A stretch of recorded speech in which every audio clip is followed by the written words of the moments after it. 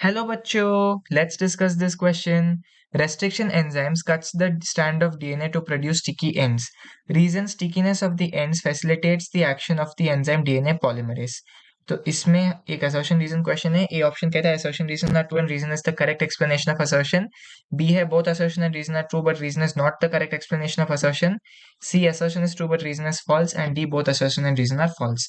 इस क्वेश्चन को सॉल्व करने का जो की कॉन्सेप्ट है वो है आपके रेस्ट्रिक्शन एंडोन्यूक्लियस के बारे में जानना। तो जब आप रेस्ट्रिक्शन एंडोन्यूक्लियसिस के बारे में देखोगे तो यहाँ पर आपको एक चीज समझ में आनी चाहिए कि इनका जो रिकॉग्निशन साइट्स है वो पैलिंड्रोमिक सीक्वेंसेस होते हैं। पैलिंड्रोमिक सीक्वेंस का मतलब आप जानते हैं कि अगर आप फॉरवर्ड डायरेक्शन में भी पढ़े फिर भी वो सेम लगेगा, बैकवर्ड डायरेक्शन में भी पढ़े तो वो सेम लगेगा। फॉर एग्जाम्पल अगर हम बात करें इको आर वन एक रेस्ट्रिक्शन एंजाइम है, एंडोन्यूक्लियस है। इसका जो रिकॉग्निशन साइट है वो कुछ इस तरीके का है, GAATTC। अभी अगर मैं इसका कॉम्प्लीमेंट्री स्टैंड बनाने की कोशिश करूं तो G का होगा C, A का होगा T, A का होगा T, T का होगा A, T का होगा A, C का होगा G। अभी आप फॉरवर्ड डायरेक्शन में पढ़ने की कोशिश कीजिए, GAATTC, ठीक है। अभी बैकवर्ड डायरेक्शन में भी पढ़ेंगे तो GAATTC। तो इसी को हम क्या कहते हैं, पैलिंड्रोमिक सीक्वेंस।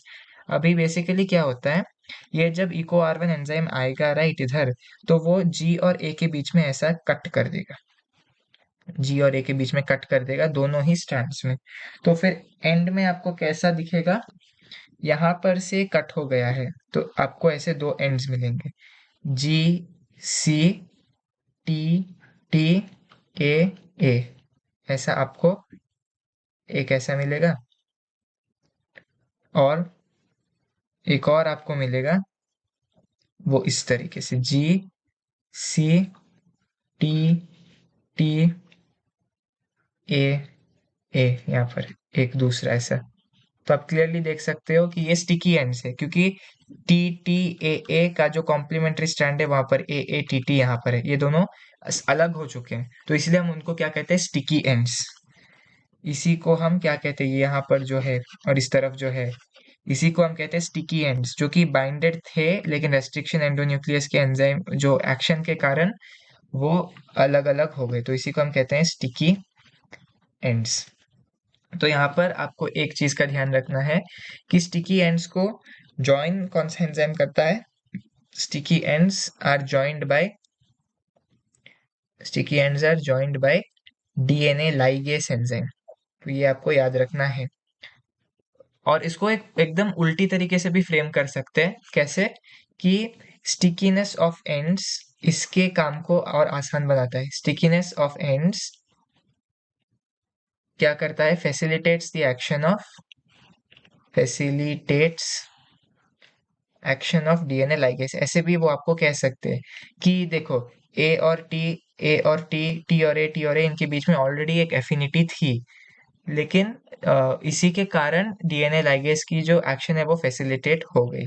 तो वो आपको ऐसा भी उल्टा करके भी कह सकते हैं।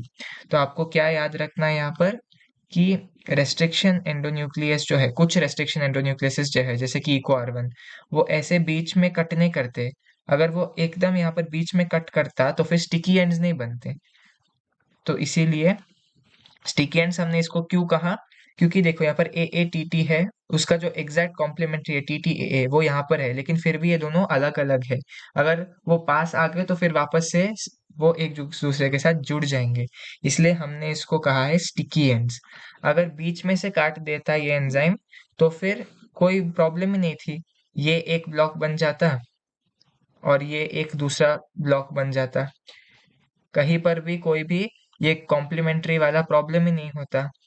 अगर वो पास भी आते फिर भी कोई प्रॉब्लम नहीं होता। तो इसीलिए क्योंकि ये एंड से काट रहा है, वो एकदम बीच में नहीं काट रहा है, इसीलिए इसको स्टिकी एंड्स कहा गया है। और similarly stickiness of ends facilitates action of DNA ligase, ligase इसको जोड़ने का काम करता है। और क्योंकि ए और टी के बीच में ऑलरेडी पहले से ही एक एफिनिटी है, तो ये डीएनए लाइगेस का काम और आसान ही कर देता है। तो चलिए वापस असर्शन रीजन देखते हैं। असर्शन कहता है restriction enzymes cut the strand of DNA to produce sticky ends, बिल्कुल सही। बी ऑप्शन कहता है stickiness of end facilitates action of DNA polymerase नहीं होगा, डीएनए लाइगेस होना चाहिए, तो ये गलत है।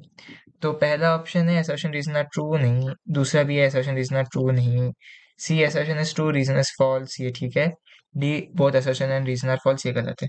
So the correct option to this question is option C, assertion is true but reason is false. Hope you've understood it well. All the best.